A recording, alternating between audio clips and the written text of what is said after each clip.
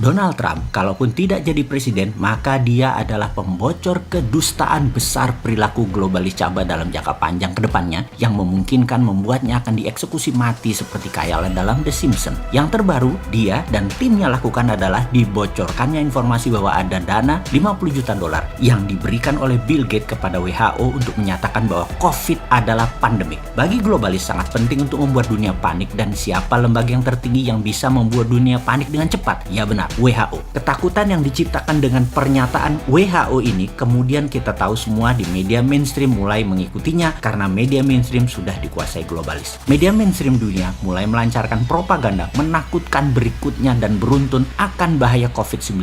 Mundurnya Amerika sebagai negara donor di banyak multinational organization seperti PBB, WHO membuat organisasi yang telah dikuasai globalis ini menjadi mandul. Namun untungnya ada salah satu globalis yang mau jadi dewa, yaitu Bill Gates, yang dimana setiap 10 dolar anggaran yang dibutuhkan oleh WHO, Bill Gates memberikan $1 donasinya. Karena itu Bill Gates bisa mengendalikan. Sekali lagi, banyak organisasi besar di dunia yang dikendalikan oleh globalis, termasuk oleh Bill Gates. Globalis memang anti negara, anti nasionalis. Kendalinya ada di PBB, WHO, dan sejenisnya. Karena itu, Trump yang agak koslet otaknya menyatakan Amerika keluar dari lembaga multinasional karena tidak bisa dikendalikannya lagi organisasi dunia tadi. Semua globalis yang kendalikan sudah tidak mewakili umat manusia. Dalam 20 langkah globalis mengendalikan dunia kali ini yang terdapat dalam informasi Bosman sebelumnya, dikatakan bahwa nomor 2 ada poin dalam tanda petik melepas virus yang sedikit mematikan dibandingkan flu. Dengan kekuatan berita WHO ini membuat percepatan efek menakutkannya atau terorisme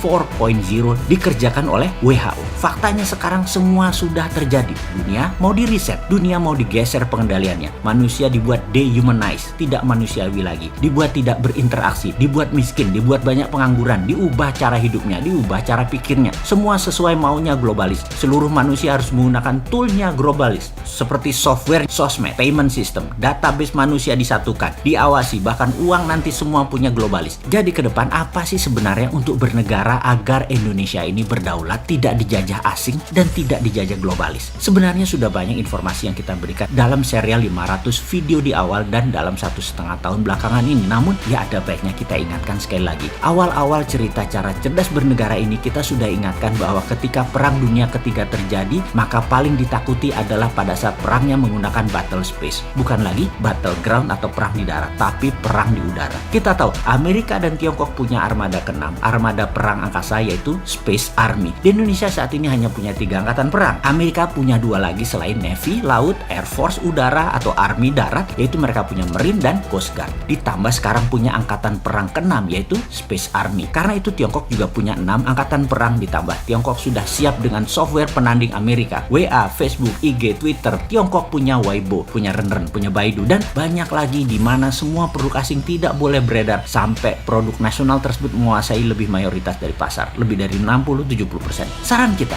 Indonesia harus membantu produk anak bangsa untuk berdaulat ini kalau mengerti cara bernegara dan pejabatnya ingin Indonesia berdaulat, bukan hanya memanfaatkan peluang oportunis yang pragmatis ikut-ikutan arus negara lain. Kita harus punya Google-nya Indonesia, WA-nya Indonesia, seperti Turki saat ini yang lakukan, seperti Elon Musk dengan kampanye anti Facebook, anti WA yang menjual data. Karena apa-apa yang gratis, Anda adalah produknya. Capek nggak Anda jadi produk? Makanya jangan pakai produk yang menjual data. Elon Musk menyarankan pindah ke Signal, namun Erdogan menyarankan pakai produk dalam negeri Turki. Ini keren. Lalu Erdogan memerintahkan rakyatnya memakai BIP.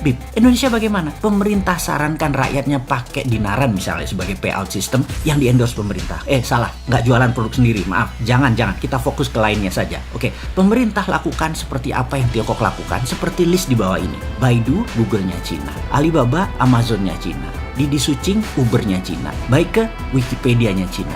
Niche, Instagram-nya Cina. Weibo, Twitter-nya Cina. Renren, FB-nya Cina. WeChat, WA-nya Cina. Youku, YouTube-nya Cina. QQ adalah Gmail-nya Cina. Sahabat muda, melihat hal ini ke depan, mari kita bangun platform digital itu semua, dan kali ini kita meminta pemerintah ikut turun tangan. Tiru apa yang Tiongkok lakukan untuk negaranya, yaitu protek kepentingan nasional. Setelah kita membangun ratusan platform tadi, maka pemerintah dengan gagah berani harus melakukan apa yang sebuah negara revolusioner berani lakukan. Seperti Tiongkok, seperti Turki. Uber tidak boleh masuk Cina sampai Didi Sucing menguasai lebih dari 70% pasar, Alibaba menguasai lebih dari 70% pasar, baru Amazon boleh masuk. WeChat menguasai mungkin lebih dari 60%, WA baru boleh masuk. Weibo menguasai 60%, baru Twitter boleh masuk. Itu nasionalis namanya. Pejabat kalau berani begini, itu baru namanya patriotis. Walaupun nantinya perusahaan tadi walaupun mayoritas, pemerintah Tiongkok masuk ke dalamnya, tapi tidak apa-apa. Mereka tetap nasionalis dan kalian sahabat muda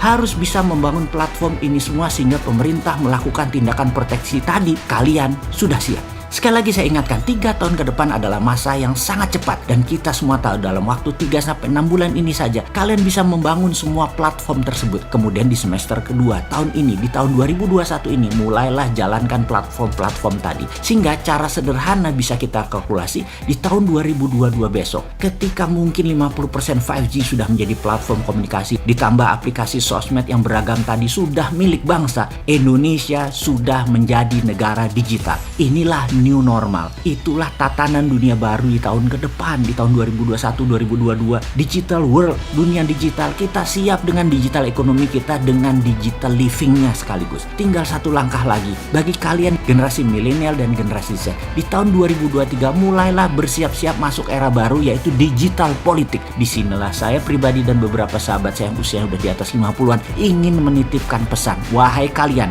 ambil alih dengan elegan semua hal digital mulai saat ini hingga seterusnya. Pastikan pemimpin bangsa ini ke depan usianya muda dan di tahun 2024 nanti adalah mereka yang new mind, yang mendukung kedaulatan digital nasional.